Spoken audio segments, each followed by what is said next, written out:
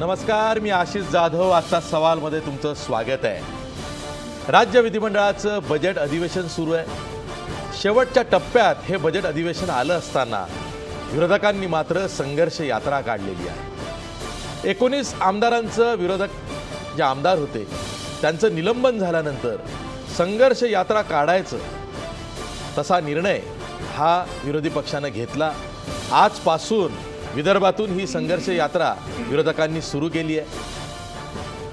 चंद्रपूर, यवतमाळ जिल्हा असं करत ही 4 तारखेला विरोधकांची संघर्ष यात्रा पनवेलला म्हणजे मुंबईजवळ येणार आहे.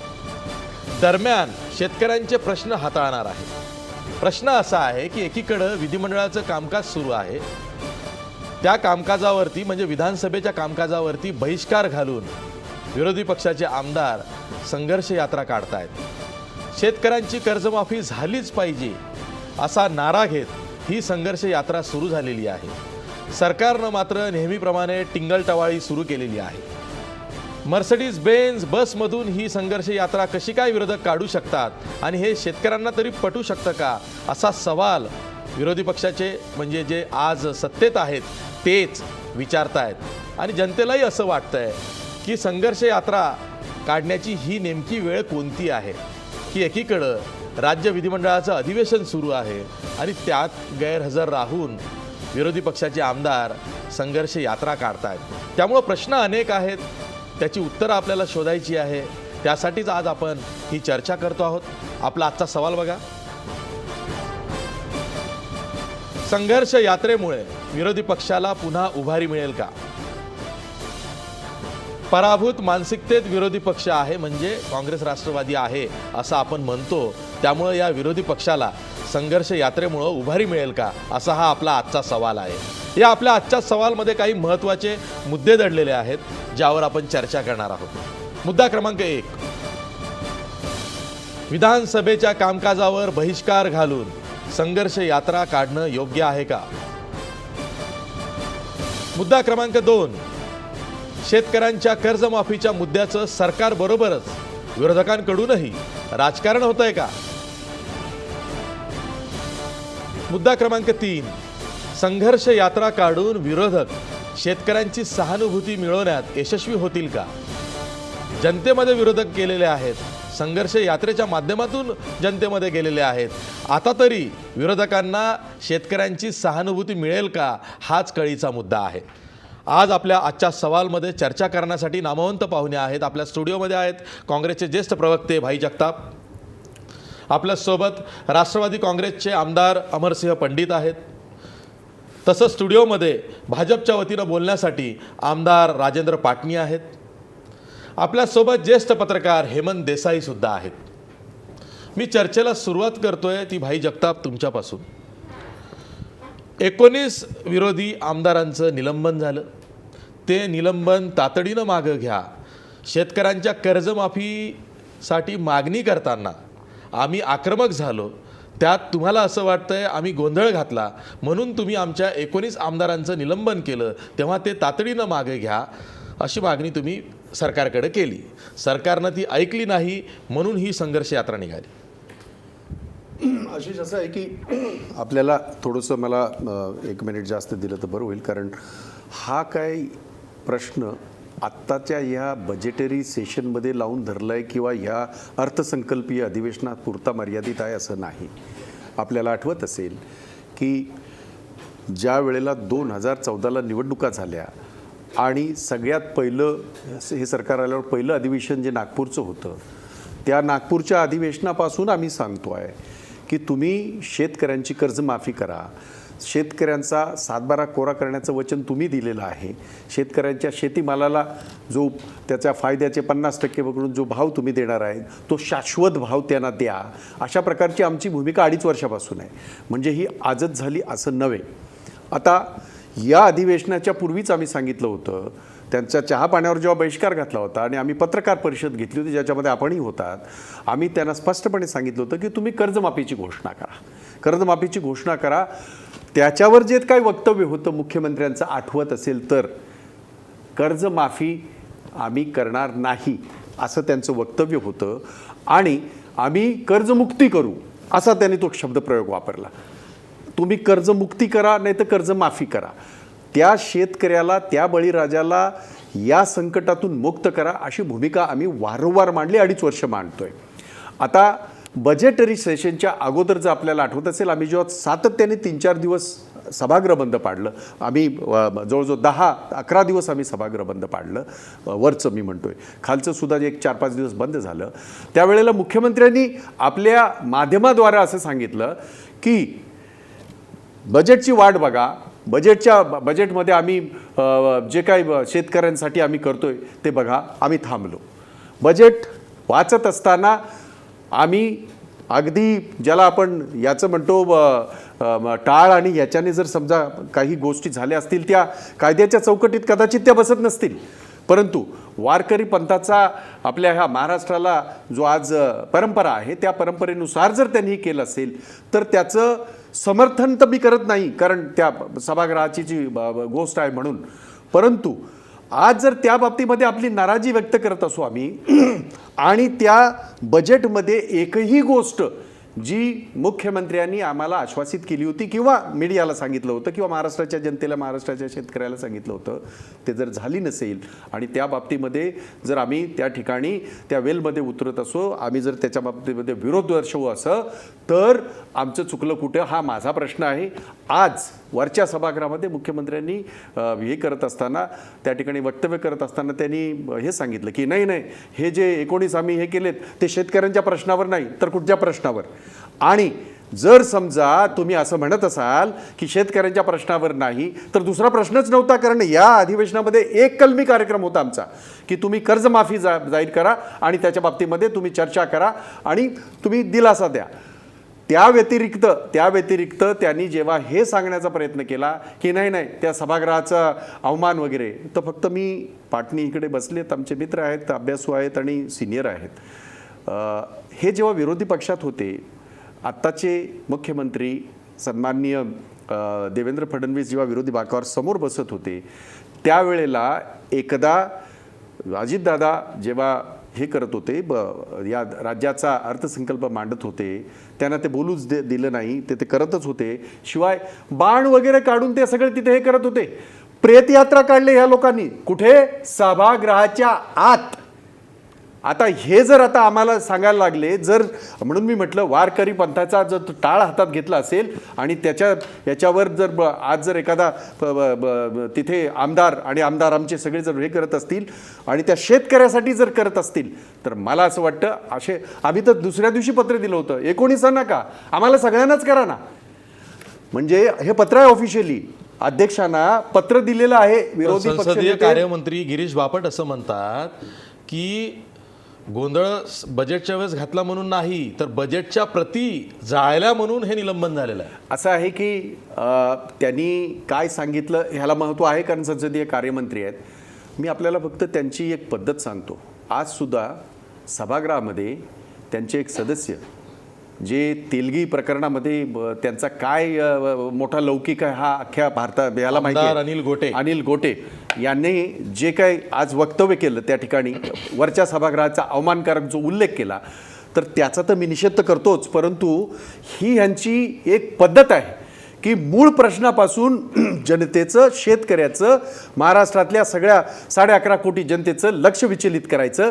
त्यासाठी त्यांनी जो काय, त्याच्यावर तर मी बोलेनच पुढच्या जेव्हा संधी द्याल तेव्हा, परंतु ही त्यांची पद्धत आहे की मुख्य प्रश्नापासून सगळ्यांचं लक्ष विचलित करायचं. त्यामुळे ते म्हणणं आहे.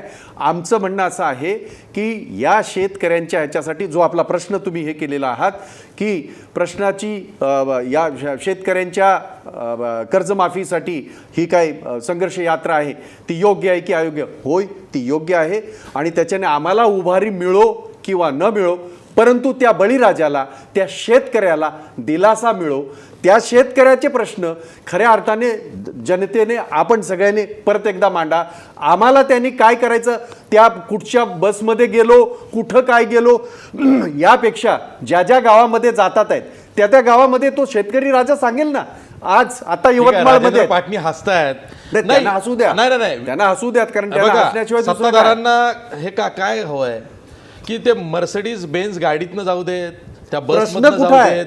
प्रश्न तो नाही आहे, ते संघर्ष यात्रा काढतायत ज्या विषयासाठी आणि ज्या विषयासाठी काढतायत. जसं त्यांचं म्हणणं आहे की शेतकऱ्यांची कर्जमाफी करा. मग तुम्ही बजेटमध्ये असं शेतकऱ्यांना काय दिलासा दिला की तुम्ही कर्जमाफी न देण्याचं समर्थन करताय सत्ताधारी म्हणून? जाधव साहेब, सर्वात प्रथम आम्हाला विधानसभेमध्ये लोक विधानसभेमध्ये आपल्या मतदारसंघाचे, आपल्या विभागाचे, आपल्या राज्याचे प्रश्न मांडण्यासाठी पाठवतात.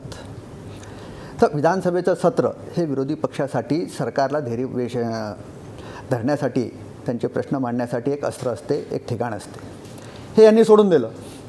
पहिल्या दिवसापासून अधिवेशन सुरू झालं त्या दिवशीपासून कर्जमाफी हा विषय घेऊन सभागृहात हे गोंधळ घालतायत. असा ज्यांनी गोंधळ दिल्लीला घातला होता, यांची काय अवस्था झाली मागच्या 2 वर्षात आपण बघितलं. माझं असं म्हणणं आहे, भाई आमचे मित्र आहेत. भाई आज जर बघितलं तर आत्महत्या होत्यात विदर्भात, आत्महत्या होतात मराठवाड्यात. आणि आज जाधवसाहेब आपल्याला सांगतो, विदर्भामध्ये फक्त 28.6% सिंचन आज मितीत झालेलं आहे आणि मराठवाड्यात ही परिस्थिती 30%वर आहे आणि राज्याची सरासरी 56%वर आहे. त्याच्यात पश्चिम महाराष्ट्र आणि पश्चिम महाराष्ट्रामध्ये आणि पश्चिम महाराष्ट्रामध्ये 78%वर सिंचन गेलेलं आहे आणि खानदेश डिव्हिजनला हे जर सिंचन आपण बघितलं तर 62%वर गेलं. आत्महत्या होतात पंडितरावांच्या आणि आमच्या भागात. आणि आज मर्सिडीजमध्ये बसून जे गेलेले आहेत हे जे पश्चिम महाराष्ट्र आणि खानदेशच्या भागातले लोक, यांनी खरे म्हणून त्या विदर्भाचं ऊन बघितलं पाहिजे, विदर्भातल्या शेतकऱ्याची अवस्था बघितली पाहिजे. आज एकंदरीत बघितलं जर यांनी आमचं सिंचन या 78%वर आणून ठेवलं असतं तर कर्जमाफी मागायची पाळी आली नसती आणि आमच्या शेतकऱ्यांनी आत्महत्या केली नसती आणि आमच्या शेतकऱ्यांनी आत्महत्या केली नसती तर यांच्याकडे विषय नसता. म्हणून आमचे मुख्यमंत्री म्हणतात की 5 वर्षात आम्हाला या राज्याचं सिंचन दुप्पट करायचं आहे. आणि या बजेटमध्ये बघा 8,500 कोटी रुपयाची सिंचनावर भरोश अशी तरतूद राज्य सरकारनं केली. एवढी मोठी तरतूद कधीही झालेली नव्हती. मागच्या वर्षी सिंचनावर मागच्या वर्षी 8,500 कोटी रुपये सिंचनावर सगळ्या तरतूद योजना केली. एकत्र करून या वर्षी माझ्या मतदारसंघातलं सांगतो, आमच्या जिल्ह्यातलं सांगतो की एकेका तालुक्याला 2-2 हजार विहिरी MRSGSच्या दिल्यात. त्यांची कामं सुरू झाली. ऐकून घ्या जाधव साहेब ऐकून घ्या. कसं आहे जाधव साहेब, माझा काय शेतकऱ्याला सलाईन पाहिजे आहे जगण्यासाठी. जाधव साहेब, सिंचनाची तरतूद त्यांनी विचारली किती दिले म्हणून सांगितलं. पण मला हा त्या सिंचनाचा तरतुदीला संबंध सांगायचं काय? नाही. जाधव माझा ऐकून तर घ्या की मागच्या 50 वर्षाचे पाप केले याच्यामुळे आत्महत्या आहेत ना. 50 वर्षाचे केले याच्यामुळे कर्जमाफीचा विषय आहे ना. जर यांनी पश्चिम महाराष्ट्रातला आत्महत्या बघा, म्हणजे मागची कर्जमाफी झाली, म्हणजे आत्महत्यांचं लोन पश्चिम महाराष्ट्रातही सोलापुरात सुरू झाल्यावर जाधव साहेब आकडे बघा, 10% नाही, आकडे बघा. मग काय जास्त झालं म्हणजे पटेल का? नाही होतच नाही ना. पाहिजे जाधव साहेब, ज्या भागामध्ये 78% सिंचन आहे तिथं शेतकरी आत्महत्याच करत नाही. आत्महत्या कुठं करतो? जिथं कोरडवाहू शेती आहे, सिंचन आहे, तिथंच आत्महत्या करतो. मी पुनश्च सांगतो, जर आमच्या विदर्भ मराठवाड्याचं यांनी बॅकलॉग भरला असता, सिंचन दिलं असतं, पाणी दिलं असतं, वीज दिली असती, शेतकऱ्यांना ड्रीप, स्प्रिंकलर आणि शेती प्रक्रिया उद्योग आमच्या इकडे टाकले असते. आज कापूस विदर्भात होतो, मराठवाड्यात होतो, इचलकरंजीला कारखाने, सूतगिरण्या. म्हणजे यांनी ना आम्हाला प्रक्रिया उद्योग टाकले आमच्या इकडं, ना सिंचनाची व्यवस्था केली, ना आमच्या शेतकऱ्याला वीज दिली. आणि ह्या सर्व शेती उद्योगाला ज्या गोष्टींची आवश्यकता आहे ते मिळालं नाही. म्हणून आमच्या भागातला शेतकरी अडचणीत आला आणि आत्महत्या करतोय. म्हणून हे प्रश्न निर्माण झाले. ठीक आहे. तुमच्याकडे येतो. भाईंना काय म्हणायचं? हा भाई बोला. अगदी थोडक्यात. मला फक्त म्हणजे पाटणी अभ्यासू आमचे सहकारी आहेत आणि त्या भागातनं येतात हे खरं आहे. गेल्या 2.5 वर्षामध्ये ज्या गोष्टीचा इथे फार मोठा गवगवा झाला, जलयुक्त शिवार जे पूर्वीच होतं, जे पूर्वीचा त्याला ह्यांना बारसं करायची ह्यांना फार सवय आहे आणि समजा केलं आणि ह्यांच्या नशिबाने, आपल्या महाराष्ट्राच्या नशिबाने, शेतकऱ्याच्या नशिबाने चांगला पाऊस पडला आणि पाणीसुद्धा बऱ्यापैकी आलं. आपल्याला चांगलं माहिती आहे गेली 3 वर्ष आपण कशा त्या आसमानी संकटाला आपण तोंड देतोय. पाणी काय कुठून तयार करता येतं का? आणि त्यामुळे ह्या पाण्याचा वापर, मी जर आता हा प्रश्न विचारला, त्या सगळ्या पाण्याचा विनियोग त्याच्यातनं सिंचन किती झालं याचं जर आम्हाला उत्तर दिलं तर बरं होईल, म्हणजे ते शेतकऱ्यालाही कळेल. दुसरं महत्त्वाचं, ज्या उन्हाचं हे विचार सांगतात आहेत ह्यांच्या फक्त माहिती करता सांगतो. आपल्याला आठवत असेल 2015 एप्रिलमध्ये ज्या वेळेला 47 डिग्री सेंटीग्रेड ज्या वेळेला होता, तेव्हा राहुल गांधी स्वतः 16 किलोमीटर पायाने चालले, पैदल चालले. ह्यांनी आम्हाला शिकू नये. आम्ही सगळ्या दांडी यात्रा आणि आणि रायगडमध्ये सर्वाधिक तापमानाची नोंद झाली आहे का? आणि 46 आणि दुसरं आणि आज तिथलं सुद्धा टेम्परेचर आजच्या माझ्या माहितीप्रमाणे 44 डिग्री तिकडचं हे आहे. दुसरं महत्त्वाचं, काही सिनियर जे आमचे हे आहेत त्याच्यामध्ये आमदार आहेत, नेते आहेत, पतंगराव कदमांसारखे, आज त्यांना काही व्याधी आहेत, त्यांना याचा ब्लड प्रेशरचा त्रास आहे, त्यांना कोणाला मधुमेहाचा त्रास आहे, आणि ह्या सगळ्या गोष्टी आहेत. आणि म्हणून जर समजा त्या उद्दिष्टासाठी कशासाठी गेलेत हे आपण जर त्याचं हे केलं नाही तर मला असं वाटतं तुमची जी वक्तव्य आहेत हे जे मुख्यमंत्र्यांचं सांगतात आहेत योग्य वेळ आल्यावर देऊ, 9,500 या आत्महत्या झाल्या, तिथे शेतकरी मुलं विकायला निघाला, मुलगी विकायला निघाला, त्यांना पत्र देऊन यांची परमिशन मागतात आहेत मुख्यमंत्र्यांची की आम्हाला आत्महत्याचे परमिशन द्या. आणि तरी सुद्धा हे जर अशा पद्धतीने जर तेच 16 वर्ष तेच 50 वर्षाचे जर हे जर गोडवे गात असतील आणि ते आपला अपयश लपवण्याचा प्रयत्न करत असेल तर मी तीव्र शब्दामध्ये या गोष्टीचा निषेध करतो. आणि आजही अधिवेशन चालू आहे. शेतकऱ्यांच्या आत्महत्येपेक्षा, शेतकऱ्यांच्या जीवापेक्षा कुठलाही मोठा प्रश्न नाही. कायदा सुव्यवस्थेच्या काय गोष्टी सांगताय? मुख्यमंत्र्यांच्या मतदारसंघामध्ये दररोज एक त्या ठिकाणी मर्डर होतोय, हे मी म्हणत नाही, तुमची आकडेवारी सांगते. आणि त्यामुळे दररोज 6 शेतकरी मरतात आहेत. पश्चिम महाराष्ट्रातले सुद्धा शेतकरी आत्महत्या करायला लागलेले आहेत. आणि हे सगळं पाप लपवण्यासाठी मर्सिडीज बेन्झ आणि या सगळ्या मर्सिडीज बेन्झला घेऊनच मला एकाने प्रश्न पाठवलाय. एक प्रेक्षक आहे, तो असं म्हणतोय की जितेंद्र आव्हाड राष्ट्रवादीचे आमदार, माजी मंत्री, हे कधी त्यांच्या मूळ गावी सिन्नरला अशा उन्हात आल्याचं आम्ही बघितलेलं नाही आणि ते विदर्भात मर्सिडीज बेन्झ गाडीतून चाललेले आहेत. या विरोधकांना शेतकऱ्यांचं काही घेणं देणं नाही, यांना केवळ राजकारण करायचं. अमरसिंह पंडित, पहिल्यांदा मी करेक्ट करतो, ती मर्सिडीज बेन्झ गाडी नाही, बस आहे. हा बस तर फारच बस आहे. ओके. अशी एक मिनिट, मर्सिडीज बेन्झ ही बस आहे. आता सगळ्यांनी मिळून सगळा विरोधी पक्ष खालच्या सभागृहातला सगळे एकत्रितपणे जात आहेत, ते बसमध्ये जाणार ना. मला सांगा ना, या विद्यमान मंत्रिमंडळातला एक मंत्री ज्याच्या गाडीतला एसी बंद करून कुणी प्रवास केलेला आहे का? आता इतकं कठीण टेम्परेचर असताना ठीक आहे ते बसमध्ये फिरतायत, मर्सिडीज बेन्झ कंपनीची बस आहे म्हणून काय दोष आहे का?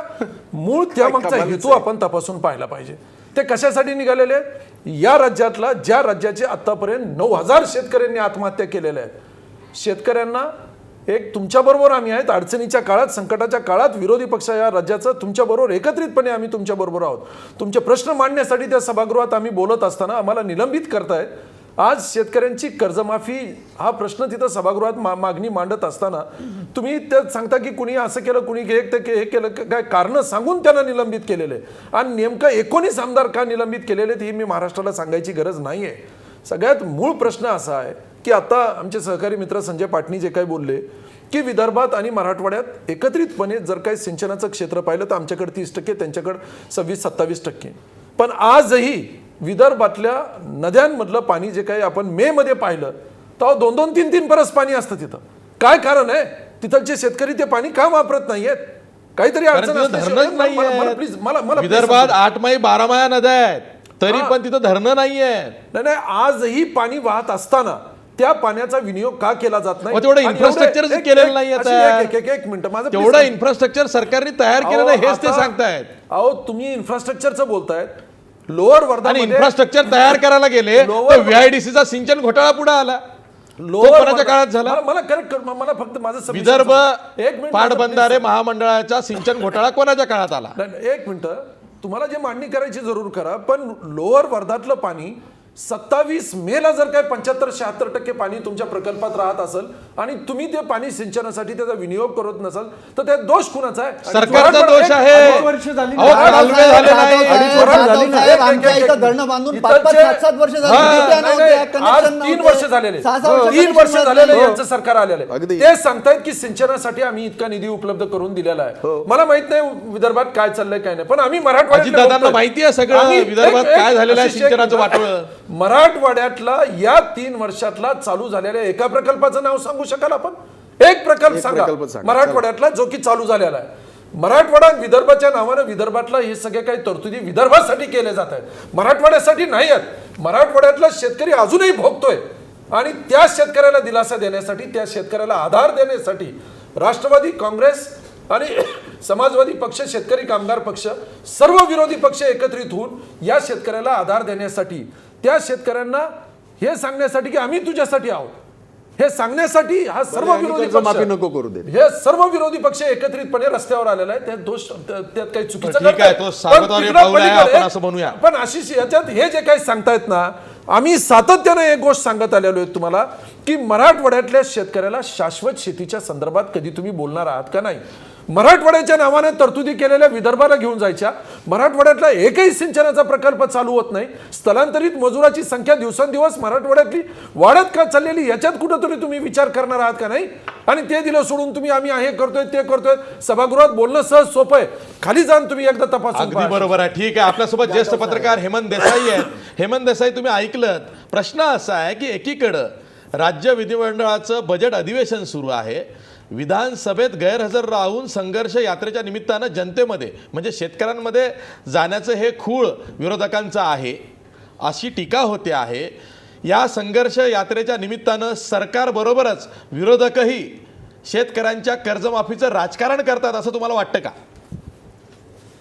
राजकारण सगळेच करतायत आणि लोकांच्या प्रश्नाचं राजकारण कोणी करत असेल तर त्यात काही वावगं आहे असं मला मला म्हणावंसं वाटत नाही. मला 2-3 महत्त्वाचे मुद्दे सांगायचे आहेत की आत्तापर्यंत संघर्ष यात्रा अनेक झाल्या.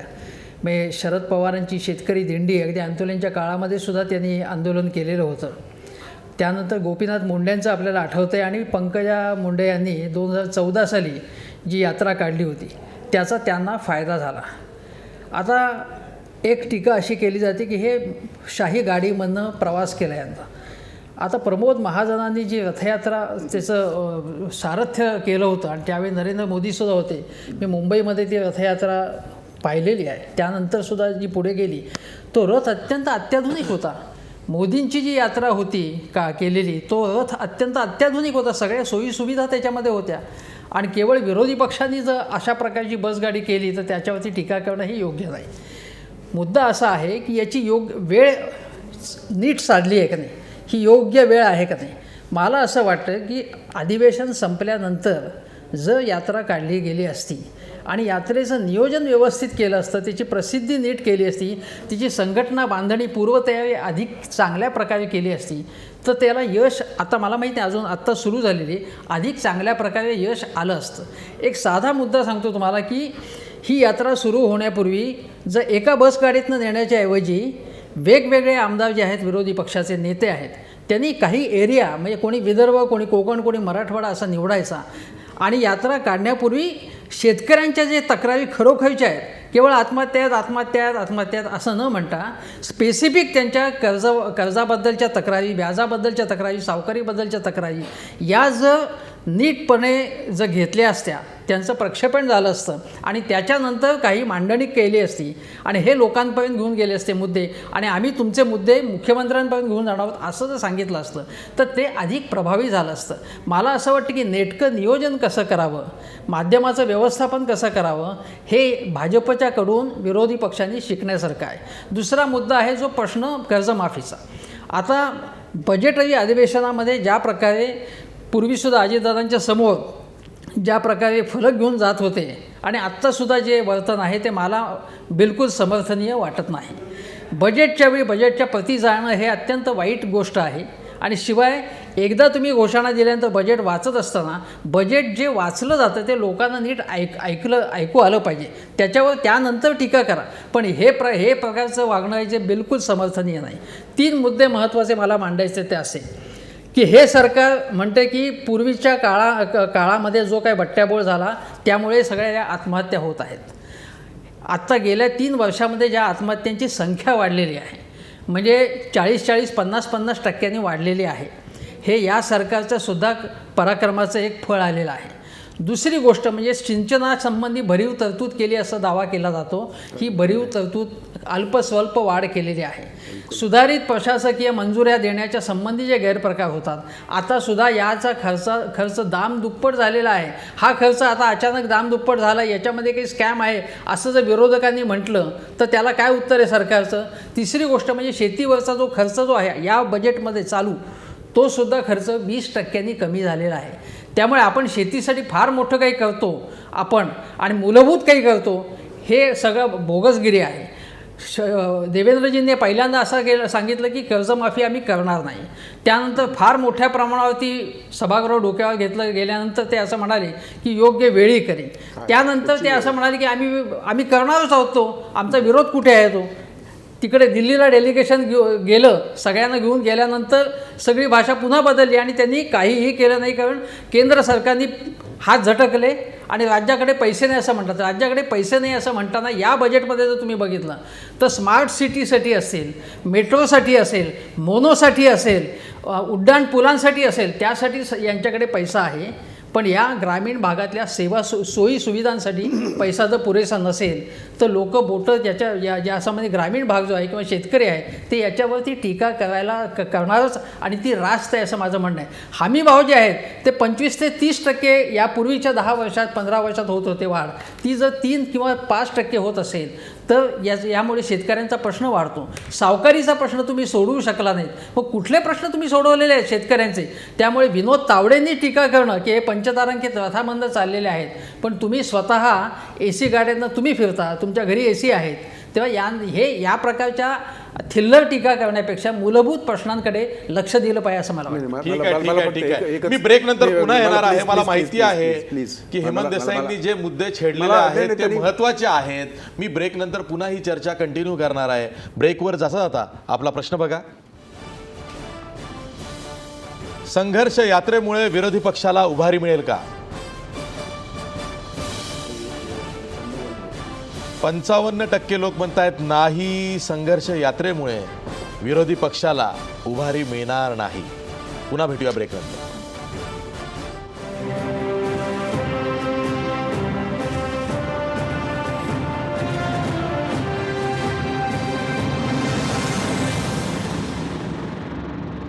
ब्रेक नंतर पुन्हा तुमचं स्वागत. भाई जगताप, जसं हेमंत देसाई म्हणाले की या संघर्ष यात्रेचं नियोजन फसलेलं आहे. जर का अधिवेशनानंतर म्हणजे विधिमंडळाच्या कामकाजात आम्ही सहभागी झालो तरीसुद्धा शेतकऱ्यांच्या कर्जमाफीच्या मुद्द्यावर न्याय मिळाला नाही, म्हणून शेवटी आम्ही जनतेपर्यंत जात आहोत हे कारण तुम्हाला मिळालं असतं आणि जनतेनं सुद्धा ते खुल्या मनानं स्वीकारलं असतं. प्रश्न तो नाही की आम्हाला काय वाटतंय, प्रश्न हा आहे की सरकारची मानसिकता काय आहे, केंद्राच्यात सुद्धा आणि राज्याच्या सुद्धा. आपल्याला आठवत असेल हे वारंवार ते सांगत होते आणि फक्त ह्यांना आठवण करून देतो, कर्जमाफी व्हावी यासाठी यांचे आमदार पायऱ्यावर बसले होते, म्हणजे भाजपचे सुद्धा अर्थ राज्यमंत्री शिवसेनेचे बसले होते, शिवसेनेचे बसले होते. म्हणजे असं नाही की आम्ही काहीतरी देखावा केला. आम्ही 2.5 वर्ष हा लावून धरलेला प्रश्न. आता आपण जे म्हणताय की आता का किंवा हेमंत देसाई, फक्त त्यांना भूमिका काय ती मी आपल्याला सांगतो एका मिनिटामध्ये. आम्ही एक गोष्ट तरीसुद्धा एक गोष्ट आम्ही विश्वास ठेवला मुख्यमंत्र्यांच्या शब्दावर की बजेटमध्ये तुम्ही बघा आम्ही थांबलो. आणि बजेटमध्ये ज्या वेळेला लक्षात आलं की बजेटमध्ये फक्त आणि फक्त फसवेगिरी जे आतापर्यंत ते करत आले, ज्याच्यासाठी त्यांचा लौकिक आहे, फक्त आणि फक्त या सगळ्या योजना एकत्र करून आम्ही बघा किती 1000 कोटी दिले. आता जे त्यांनी सांगितलं की त्या विहिरींचं काय संबंध त्याचा आणि याचा नाही संबंध, परंतु अशा प्रकारे आव आणायचा हा त्यांचा प्रयत्न. म्हणून आम्ही, तुम्हाला आठवत असेल ज्या वेळेला 26 तारखेला ह्या पाडव्याची सुट्टी झाली, शनिवार रविवार आणि पाडव्याची, त्याच वेळेला आम्ही त्या अगोदर ठरवलं होतं की या अधिवेशन काळातच आपण लोकांसमोर जायचं. कारण ह्याच्यासाठी ह्या 19 जणांचा या लोकांनी निलंबन केलंय या शेतकऱ्यांच्या प्रश्नावर. आपण शेतकऱ्यांकडे जाऊ, शेतकऱ्याला ठरवू द्या जे काय करायचं ते. म्हणून तुमचा प्रश्न जो मी सुरुवातीला म्हणालो, आम्हाला उभारी मिळो ना मिळो, त्या शेतकऱ्याला उभारी मिळू द्या, या भावनेतनं आम्ही हे आंदोलन उभं केलेलं आहे. त्यामुळे ते अगदी 4 इकडनं 4 तिकडनं हे असलं काय प्लॅन बिन काय आम्ही काही केलेला नाही आणि करणार नाही. आम्ही शेतकऱ्याच्या त्या दारात जाणार आहोत आणि त्याला सांगणार आहोत, राजा तू आत्महत्या करू नको, आम्ही तुझ्या पाठीशी आहोत, जे काय करू शकतो विरोधी पक्ष म्हणून. आणि सगळ्या गोष्टी बाजूला ठेवून फक्त आणि फक्त त्या बळीराजाच्या त्या दुःखामध्ये, बळीराजाच्या त्या कर्जमाफीमध्ये आम्ही तुमच्या बरोबर आहोत. इतर प्रश्न जरी महत्त्वाचे असले तरी हा प्रश्न सगळ्यात जास्त महत्त्वाचा आहे. ही भूमिका आम्ही या ठिकाणी घेतलेली आहे आणि पहिल्या दिवसापासून वाटू द्या ह्यांना काय वाटायचं ते, बोलू द्या कोणाला बोलायचं ते, इतर प्रश्न महत्त्वाचे नाहीत का? प्रत्येक वर्षी आहेत, प्रत्येक अधिवेशनामध्ये आहेत. आम्हीच बोंबलत आलो की आज याची काय परिस्थिती झाली, कायदा आणि सुव्यवस्थेची काय परिस्थिती झाली, आम्हीच बोंबलत आलो. आणि ह्यांनी काय सुरू केलं? FIRच घ्यायचे नाहीत. म्हणजे ह्याचं प्रमाण कसं कमी दाखवायचं? तर अलीकडे आमच्या काळामध्ये अमुक कमी झालंय, परंतु तुमच्या काळामध्ये मर्डर जे दररोज तुमच्या तिथे होतात आहेत त्याला कोण जबाबदार? त्याचं यांच्याकडे उत्तर नाही. आणि आम्ही थकलो हे सगळं मागून. चित्र वेगळं तयार करायचं. मुख्यमंत्र्यांची शाब्दिक हे फार चांगली आहे, त्यांना भाषाशैली चांगली आहे आणि ती मीडियाला सुद्धा आवडते. म्हणजे आम्ही सगळे प्रश्न हे करतो आणि मुख्यमंत्र्यांनी कसा विरोधकांना गप्प बसवलं अशाच्या बातम्या येतात. समोरच्या बाकावर विरोधक नसतातच जेव्हा नाही, मुख्यमंत्री नाही, बोलतात नाही, तेव्हा असं- विरोधकांचा सभात्याग झालेला असतो. नाही, मला खालचं माहित नाही. वरच्या सभागृहामध्ये आम्ही सातत्याने खालच्या सभागृहात हे झालं असतं. मी वरच्या बहुमताच्या ठीक आहे. जोरावर बोलतो. आणि तुमच्याकडे म्हणून असेच बोलतात. आणि म्हणून नाही आणि म्हणून आम्ही काय तुमची majority आहे, तुमचं बहुमत आहे वरच्या सभागृहात, म्हणजे विधान परिषदेमध्ये. प्रश्न मेजॉरिटीचा नाही, प्रश्न त्यांच्या हेतूचा अशी बोलू का? आहे. प्रश्न त्यांच्या हेतूचा आहे. आणि म्हणून आम्हाला अजूनही तीच अपेक्षा आहे की 29, 30, 31, 1, 2, 3, 4 तारखेपर्यंत आम्ही चांद्यापासून बांद्यापर्यंत येणार आहे.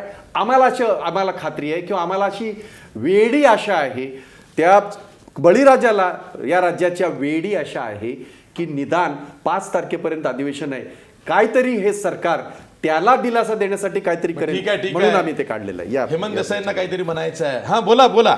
नाही भाई जे म्हणतायत त्याबद्दल म्हणजे मला सहानुभूती आहे. प्रश्न असा आहे की विरोधी पक्षांची जी विश्वासार्हता आहे एकूण ती मुळातच कमी आहे आता. त्यामुळे जो विरोधी पक्षांना जो आश्वासक अशा प्रकारचा चेहरा लोकांच्या दृष्टीने समोर ठेवायला पाहिजे तो नाही आहे, ही त्यांची कमतरता आहे. हे दोष मान्य करून काहीतरी करायला पाहिजे, ते करतायत, स्वागतार्ह आहे. पण मी तुम्हाला सांगतो की ND पाटील असतील किंवा आता गणपतराव देशमुख इतके ॲक्टिव्ह नाही आहेत. असे लोक आहेत त्या ह्याच्यामध्ये, आहेत त्या संघर्ष यात्रेत आहेत ते. हां नाही ऐका, पूर्वी ज्या पद्धतीचे त्यांच्या वयामुळे पूर्वी ज्या सक्रियतेने करत होते तितके ॲक्टिव्ह नाही आहेत. आणि पूर्वीच्या काळामध्ये मी शेका पक्षाचे एकापेक्षा एक धुरंधर जे विरोधी पक्षनेते होते किंवा अगदी केशवराव दोंडगे असतील, कितीतरी नावं सांगता येतील. या प्रकारची जी एक केवळ आक्रमक नाही, त्यामध्ये विनोद आहे, वेगवेगळी उदाहरणं आहेत, अशा प्रकारची भाषणं आणि त्याच्यामुळे सरकारला हादरवण्याची ताकद जी आहे ती विरोधी पक्षांची मुळात कमी झाली आहे.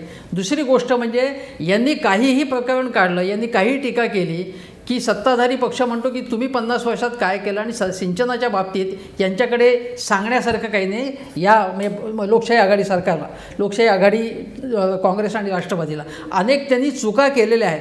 त्याच्यामधनं बाहेर येऊन आपली क्रेडिबिलिटी सिद्ध करणं हे फार मोठं आव्हान आहे. पण तरीसुद्धा त्यांनी संघर्ष यात्रा काढलेली आहे, याचं मी स्वागत करतो. त्यांनी वारंवार रस्त्यावरती आलं पाहिजे आणि नेहमीच या AC गाडीतनं नाही तर खरोखरी रस्त्यावरनं चालत लोकांचे मेळावे घेत लोकांची भेटत जाईल. नाही राजेंद्र पाटील, प्रश्न असा आहे, प्रश्न भाजपचा आहे, सरकारचा आहे, तो असा आहे आज ज्या पद्धतीचं वातावरण आज राज्यामध्ये आहे, आम्ही रस्त्यावर नोटाबंदीला आम्ही रस्त्यावर नाही आलो. आम्ही त्या याच्या बाबतीमध्ये विजेची बिलं जेव्हा विजेचे हे वाढवलं आम्ही रस्त्यावर नाही आलो, आम्ही नव्हतो AC मध्ये. आणि तुम्हाला माझा पाटणी नाही सांगणं आहे, आपण ना आपल्या दोन्ही सभागृहाचे सुद्धा AC बंद करा ना. एवढे सगळे आपल्या केवढा खर्च होतो तोही थांबवा की. मुख्यमंत्र्यांनी ज्या वेळेला बांधावर जाऊन कांद्याच्या गोष्टी करायला लागले हे मुख्यमंत्री, तेव्हा कशात गेले? बैलगाडीत गेले का? हे मंत्री हे स्वतः त्यांच्याबरोबर फिरत होते, हे कशात गेले? बैलगाडीत गेले का? नका आम्हाला सांगू. एक गोष्ट महत्वाची आहे की त्या बळीराजाला काय करता येईल, आम्ही तुमच्या बरोबर ठीक आहे. परंतु ज्या पद्धतीचा डुप्लिकेटपणा करताय तो नका करू. भूमिका मुख्यमंत्र्यांची स्वतःची भूमिका अशी होती की शेतकऱ्यांना कर्जमाफी नको तर आम्ही त्यांना कर्जमुक्ती देऊ. म्हणजे कर्जापासूनच त्यांची मुक्तता करू. नंतर जेव्हा त्यांना कळलं की आपला सहकारी पक्ष शिवसेना हाच कर्जमाफीसाठी विरोधकांपेक्षा जास्त आग्रही आहे, तेव्हा त्यांची भूमिका लवचिक झाली, ते नरमले आणि ते म्हणाले की आम्ही पण कर्जमाफी शेतकऱ्यांना देण्याच्याच विचाराचे आहोत, पण सध्या नाही. त्यानंतर मुख्यमंत्री जेव्हा शिवसेनेचे मंत्री त्यांच्या अंगावरती गेले, त्यांच्या बंगल्यापर्यंत गेले, वर्षापर्यंत, त्यानंतर ते शिष्टमंडळ घेऊन दिल्लीला गेले आणि दिल्लीला काय झालं? केंद्र सरकारनं सांगितलं की हा आमचा अधिकार नाही, शेतकऱ्यांना कर्जमाफी देण्याचा अधिकार हा राज्य सरकारचा. मग जर का केंद्र सरकारचं हे उत्तर होतं तर मुख्यमंत्र्यांना हे माहीत नव्हतं केंद्र सरकारचं उत्तर? मुख्यमंत्र्यांनी कोणाची फसवणूक केली? स्वतःची केली, पक्षाची केली, जनतेची केली की विरोधकांची केली की शिवसेनेची केली? जाधव साहेब, दोन गोष्टी. जर का तुमच्याच अधिकारात ती कर्जमाफी आहे जाधव तर साहेब- तुम्ही शिष्टमंडळ घेऊन मग दिल्लीला गेलात का? जाधव साहेब, दोन गोष्टी समजून घ्या तुम्ही. 1990मध्ये कर्जमाफी झाली, दुसरी कर्जमाफी झाली 2008मध्ये. दोन्ही कर्जमाफिया केंद्र सरकारच्या मदतीनंच झाल्या. कोणत्याही राज्यानं, राज्य सरकारनंही कर्जमाफी केली नव्हती. म्हणून केंद्राची मदत मिळाली तर तेवढी मोठ्या प्रमाणावर कर्जमाफी करणं शक्य आहे. म्हणून हा प्रस्ताव माननीय मुख्यमंत्री महोदय घेऊन गेले. विरोधी पक्षालाही माहीत आहे, यांनी पण इतकी वर्ष सत्ता चालवली, दोन्हीदा कर्जमाफी झाली. ती कर्जमाफी सुद्धा केली. भाई जरा ऐकून घ्या ना, नंतर आपलं सर्व शांततेने ऐकलं मी. हां, ओ, महाराष्ट्र सारखं एवढं प्रगत राज्याच्या मुख्यमंत्र्याला हे माहित नाही केंद्र सरकारचं उत्तर? किंबहुना त्यांना केंद्र सरकारचं उत्तर आधी कळायला हवं होतं. त्यांनी सांगायला पाहिजे होतं विधिमंडळात की केंद्र सरकार कर्जमाफी देणार नाहीये, कर्जमाफी आम्हीच देणार आहोत, पण सध्या आम्ही ती देऊ शकत नाही. का ते जाहीर करत नाहीत? त्याऐवजी ते दिल्लीला जातात आणि दिल्लीवरनं जे उत्तर आलं ते अजूनही त्यांनी विधिमंडळात दिल्लीचं उत्तर स्पष्टपणे सांगितलं नाही की दिल्लीनं नकार दिलेला आहे म्हणून. सुस्पष्टपणे शिवसेनेचे मंत्री महोदय त्यांच्यात होते, माननीय मुख्यमंत्री महोदय होते. त्यांनी जे काही सांगितलं सभागृहात येऊन पूर्णतः निवेदन केलेलं आहे. आणि जे ते काय शिष्टमंडळात म्हणाले? सध्या भार सोसण्याची ऐपत राज्य सरकारची नाहीये, शिष्टमंडळामध्ये केंद्र सरकारनं काहीतरी वाटा उचलावा या प्रयत्नात आम्ही आहोत. शिष्टमंडळामध्ये जेवढे मंत्री महोदय सोबत गेले होते, जर त्यांनी माननीय पंतप्रधानांनी, माननीय वित्तमंत्र्यांनी आणि कृषी मंत्र्यांनी जे सांगितलं ते काही फरक पडला असता तर निश्चितपणे त्यांनी सभागृहामध्ये तो विषय सांगितला असता. तर ह्या गोष्टीमध्ये वस्तुस्थिती आहे की मुख्यमंत्र्यांनी जे सांगितलं ते सांगितलं. आमचे भाई वारंवार म्हणत आहेत की आमची मानसिकता नाही. आमची सुस्पष्ट मानसिकता आहे, शेतकरी उभा राहायला पाहिजे, शेतकरी मोठा झाला पाहिजे, शेतकरी सक्षम झाला पाहिजे आणि शेतकरी कर्जमुक्त झाला पाहिजे. हे असं सांगून नाही की बा आमची आमची मानसिकता 100% आहे. आता 2.5 वर्षामध्ये जी काही आपली 7 अधिवेशनं झालीत, त्या 7 अधिवेशनामध्ये 2 अधिवेशनं आपण हे गेले, ते म्हणतात की आम्ही इतके वर्ष बांधतोय. अरे 2 वर्षामध्ये पहिल्या वर्ष, आता सरकार आल्यानंतर आपल्याला सर्व माहिती आहे की वस्तुस्थिती काय होती. पहिल्या वर्ष दुष्काळी आता होता. सरकार जुनं झालं, तिसरं नाही, वर्ष आहे. तिसरं वर्ष आहे. तिसरं वर्ष पण आहे. आणि तिसरं आणि वर्ष. ऐक, माझं म्हणणं भाई, आपण नंतर परत मांडा पूर्ण. आमच्या सरकारचा हनीमून पिरियड संपलाय, आता टीका करायला सगळेच मोकळे आहेत. आमच्या पंडित साहेबांनी सांगितलं की आमच्या मराठवाड्याला निधी देत नाही. आशिष साहेब, मी पंडित साहेबाला सांगतो, या राज्यामध्ये 2002 नंतर माननीय राज्यपालांच्या निर्देशानुसार, त्यांच्या धोरणानुसार सिंचनाच्या निधीचं वाटप होते आणि त्याचा 1 रुपयाही बदलायचा राज्य सरकारला अधिकार नाही. मी जे सांगून राहिलो तुम्ही कोणाला सांगताय? काँग्रेस राष्ट्रवादीला सांगताय? नाही, मी जे सांगून राहिलो, राज्यपालांच्या निर्देशाचं पालन कसं करावं लागतं हे तुम्ही काँग्रेस राष्ट्रवादीला सांगताय. त्यामुळे तर हे दिवस आले असं तुम्ही आधी म्हणत होतात. नाही आलं ना. आणि आज मग असं म्हणताय, मराठवाड्यासाठी तुम्ही म्हणाल, मराठवाड्यात जा तुम्ही. माझं काय म्हणणं आहे, यांना जर असं वाटत कोकणात असेल त्याच्यापेक्षा की वाईट मागच्या वर्षी सगळे पैसे पश्चिम महाराष्ट्रात गेले असं विदर्भ, कोकण आणि मराठवाड्याचा आरोप आहे. कोकणात तर 2%. मागच्या आता तुमची बारी. वर्षी राज्यपाल महोदयांनी जेवढा निधी उपलब्ध करून दिला आणि त्यांच्या निर्देशानुसार त्याच्यात 1 रुपयाचा फरक असेल तर उद्या यांनी सभागृहात लक्षवेधी मांडून ते मांडलं पाहिजे ना. सभागृहात बसत नाही, मांडत नाही, बाहेर रस्त्यावर येऊन वस्तुस्थिती मांडत नाही. ही वस्तुस्थिती नाही. यांनी जर मांडावं. दुसरे म्हणतात की माननीय मुख्यमंत्री शब्दात छळ करतात. विरोधी पक्ष नेतेपद आपल्याकडे आहे. विरोधी पक्ष नेत्याला तर धार असली पाहिजे, त्याने ताकदीनं सर्व विषय मांडले पाहिजे. तुम्हाला मांडता येत नाही, तुम्हाला विषय माहीत नाही, कारण तुमचं जेवढं पाप आहे की तुमच्यात ती ताकदच संपली मांडायची की, कारण 50 वर्षात तुम्ही आजपर्यंत काही केलं नाही. म्हणून या विषय बदलतोय. आपल्यासोबत ज्येष्ठ शेतकरी नेते विजय जावंदिया आहेत. मी थेट विजय जावंदिया यांच्याकडे फोन लाईनवरनं जातोय. विजय जावंदिया, तुम्ही चर्चा ऐकतात. संघर्ष यात्रा विरोधकांनी काढलेली आहे शेतकऱ्यांच्या कर्जमाफीसाठी. प्रश्न असा आहे की सरकारची इच्छाशक्ती सध्या शेतकऱ्यांना कर्जमाफी देण्याची दिसत नाही आहे आणि त्यामुळं विरोधक अगतिक झालेले आहेत. त्यात 19 विरोधी आमदारांचं निलंबन झालेलं आहे, त्यांना कारणच मिळालेलं आहे. तुम्हाला काय वाटतं, एकीकडं विरोधक संघर्ष यात्रा काढतायत, दुसरीकडं सरकारची इच्छाशक्ती नाही, शेतकऱ्यांच्या कर्जमाफीचं राजकारण होत आहे? म्हणजे 100% राजकारण होत आहे आणि शेतकऱ्यांना सगळ्यांनी वापरून घेतलेलं आहे. मी आता सगळी चर्चा ऐकत होतो. भारतीय जनता पार्टीचे नेते वारंवार असं म्हणतात आहेत की मुख्यमंत्र्यांची इच्छा अशी आहे, कर्जमुक्त करणार आहे, ते करणार आहे. अहो, कर्जमुक्त करणार कसं? त्याला कर्ज जे झालेलं आहे ते बँकेला परत एकदा त्यांनी केलं आणि मग दुसऱ्यांदा जे बँकेतनं कर्ज घेईल ते परत करण्याची ताकद येईल, तेव्हा तो कर्जमुक्त होईल ना. मग कर्जमाफी करणार नाही, कर्जमुक्ती करणार, हे काय छळ लावलेला आहे? आणि हे काँग्रेस राष्ट्रवादीवाले आज विदर्भातनं निघालेत. मी या काँग्रेस राष्ट्रवादींना विचारतो की पहिले तुम्ही विदर्भाच्या मराठवाड्याच्या जनतेची जाहीर माफी मागा की आम्ही जी कर्जमाफी केली होती त्यात विदर्भ मराठवाड्यावर अन्याय केला होता.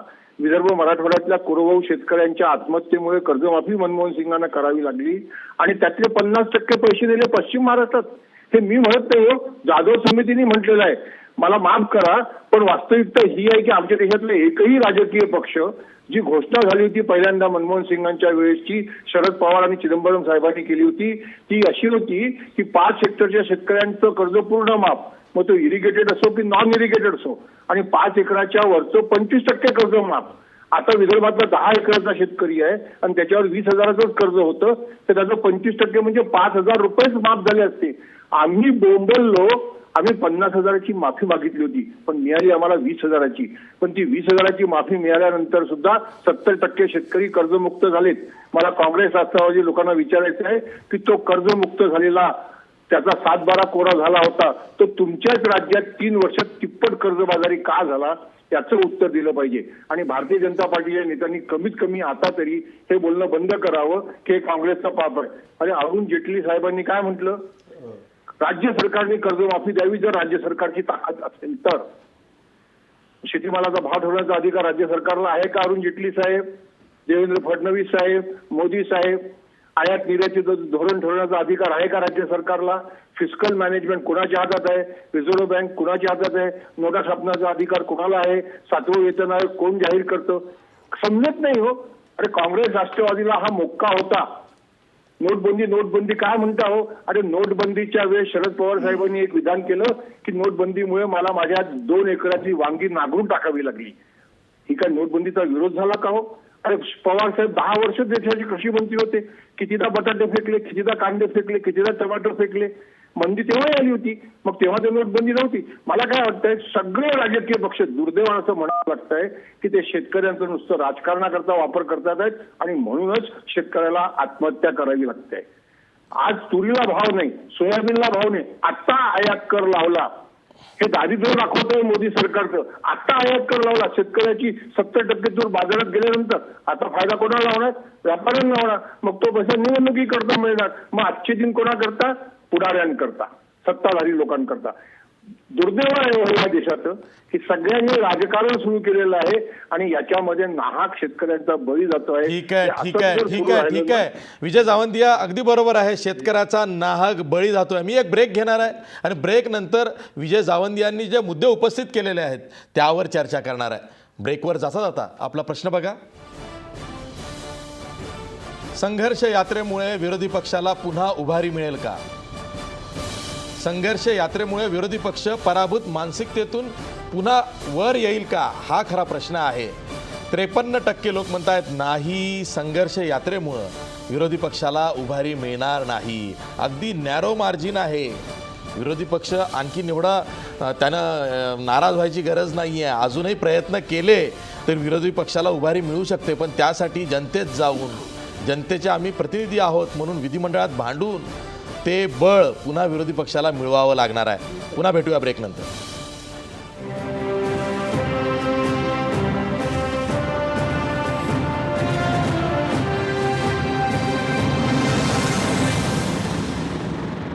ब्रेक नंतर पुन्हा तुमचं स्वागत. भाई जगताप, विजय जावंदिया काय म्हणाले की काँग्रेस राष्ट्रवादीच्या सरकारनं 2008मध्ये कर्जमाफी शेतकऱ्यांना दिली होती, त्याचा जर का त्यांना फायदा झाला असं तुमचा दावा असेल तर मग तुमच्याच काळात तेच शेतकरी का इतके कर्जबाजारी झाले की त्यांना आता पुन्हा कर्जमाफी हवी?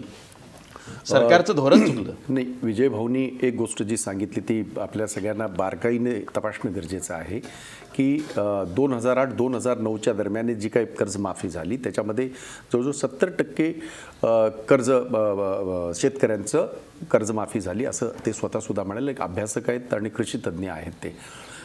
आता जर आपण त्याच्या पुढे अशी जर आपण बघितलं असेल 2009-10, 2010-11, 2012-13 सातत्याने 3 वर्ष या राज्यामध्ये आपण सगळ्यांनी दुष्काळाला सामोरं गेलो.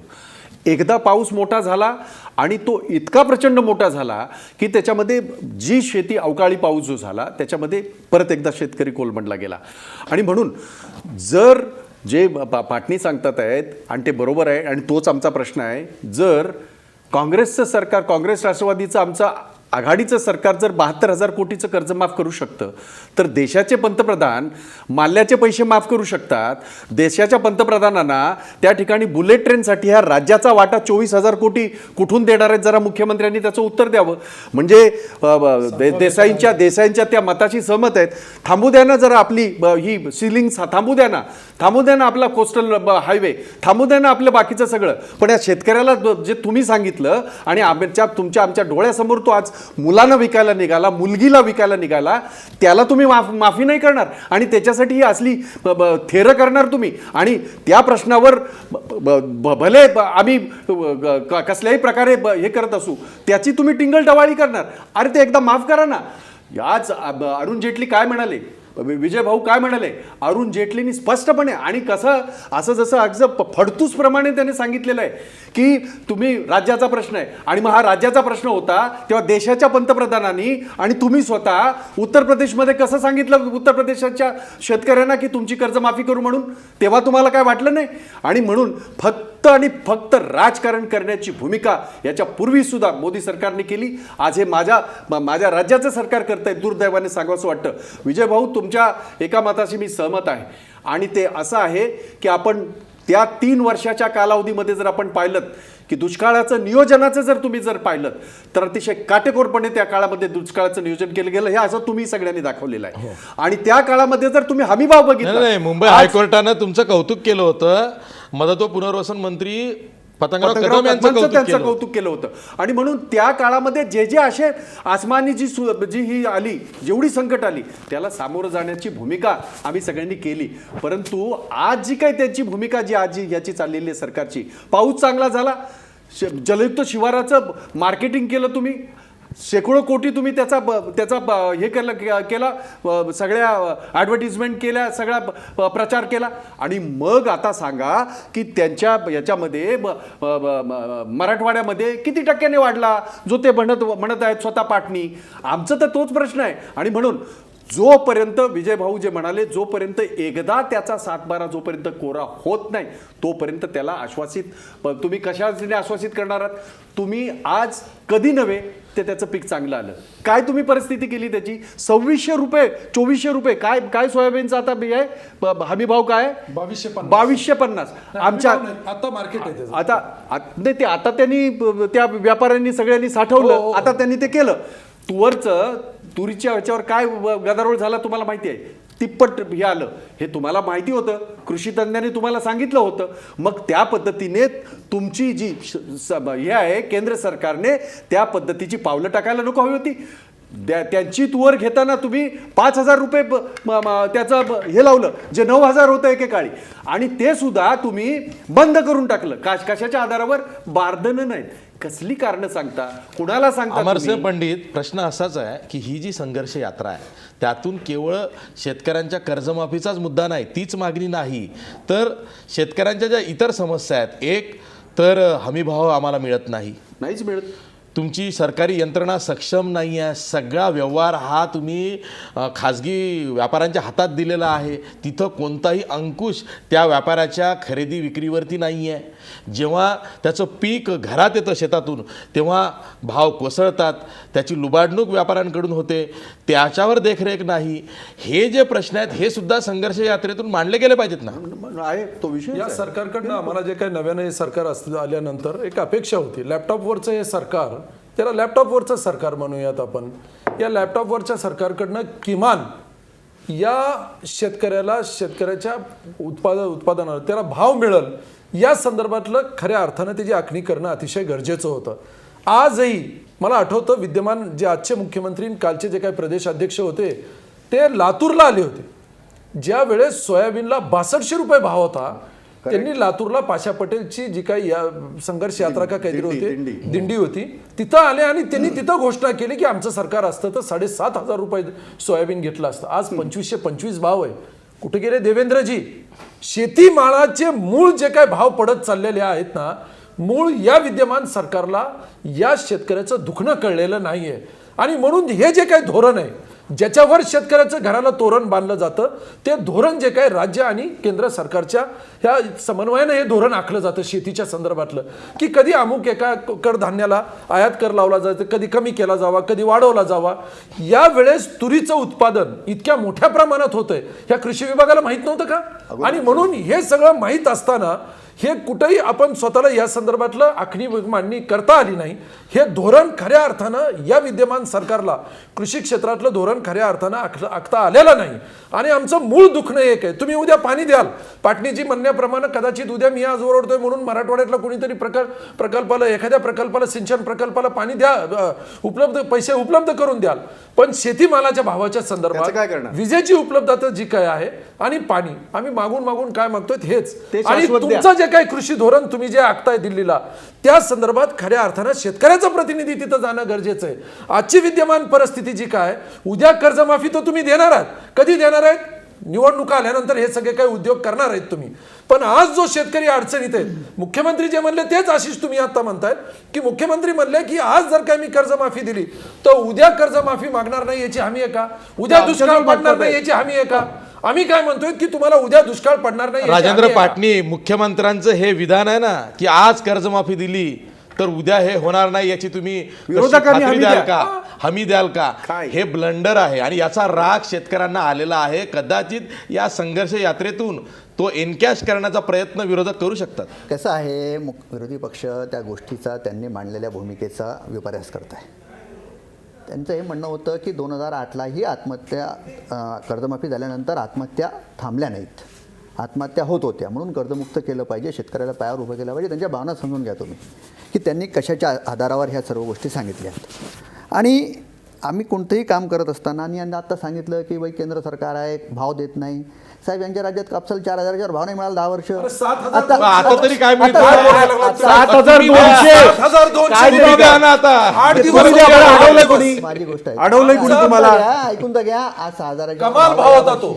ऐकून घ्या ना. तुम्ही तर सगळं व्यापाराच्या हातात दिलंय. कोणी दिलं? परत नाहीच ना काही. कोणी म्हटलं नाही. एक तुम्हाला सांगतो, अरे सर्व व्यापार मार्केट कमिट्या यांच्या आहेत. आपण जे म्हणताना काही एक नंबरला आहे. तुम्हाला परत सांगतो, मार्केट कमिटी आजही मार्केट कमिटीमध्ये माल गेल्यानंतर एक प्रोसिजरनं त्याची हराशी होते. ते बघण्याचं काम मार्केट कमिटी करते. ही पद्धत आजपासून नाही, मागच्या 30 वर्षापासून आहे. आम्ही हे नाही म्हणत. सरकारचं धोरणच राबवते मार्केट कमिटी. ते सरकारचं धोरणच राबवते मार्केट कमिटी. काय सांगताय? ₹150 धोरण चोरी व्हायची असेल तर 150 आम्ही मार्केट धोरणामध्ये मागच्या 2 वर्षात काय बदल केला? 3 वर्षात यांचं जे 40 वर्ष धोरण होतं त्याच्यात आम्ही काय बदल केला यांनी सांगा. बारदानाच्या नावाखाली काय सांगताय? ठीक आहे, शेतकऱ्यांच्या कर्जमाफीचा मुद्दा हा खूप पेटलेला आहे. स्टुडिओमध्ये सुद्धा ती चर्चा आपण बघतो आहोत. प्रश्न असा आहे की शेतकऱ्याचा विषय जेव्हा निघतो तेव्हा त्याचं सांत्वन सरकारनं केलं पाहिजे. बजेट सादर झालं, त्यातून शेतकऱ्यांसाठी मोठ्या मोठ्या योजना जाहीर झाल्या असा दावा सरकार करत आहे, पण तो पैसा शेतकऱ्यांच्या हातात मिळतो का, त्यांच्यापर्यंत पोहोचतो का, याचं उत्तर कोणी देत नाही आहे. त्यामुळं आता शेतकऱ्याला जगण्यासाठी सलाईंची गरज आहे. कारण एक गोष्ट लक्षात घेतली पाहिजे, सलग 3 वर्ष महाराष्ट्रामध्ये खास करून कोरडवाहू पट्ट्यामध्ये दुष्काळ पडला होता आणि जेव्हा चांगलं पीक पावसामुळं आलं तेव्हा नोटबंदीत ते पीक गेलं.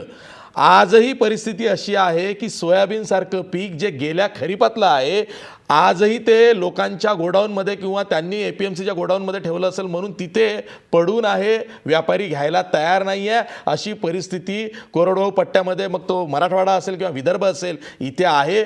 तुरीच्या बाबतीतही तेच आहे. मग सरकार करतंय काय? तुम्ही कर्जमाफी देत नाही, शेतकऱ्यांसाठी भरीव तरतूद करतो तर ते शेतकऱ्यांकडे पोहोचत नाही आहे. आणि आता विरोधक जे संघर्ष यात्रा घेऊन शेतकऱ्यांपर्यंत जात आहेत तिथं शेतकरी विरोधकांना जवळ करतात का हे पाहणं फार औत्सुक्याचं आहे.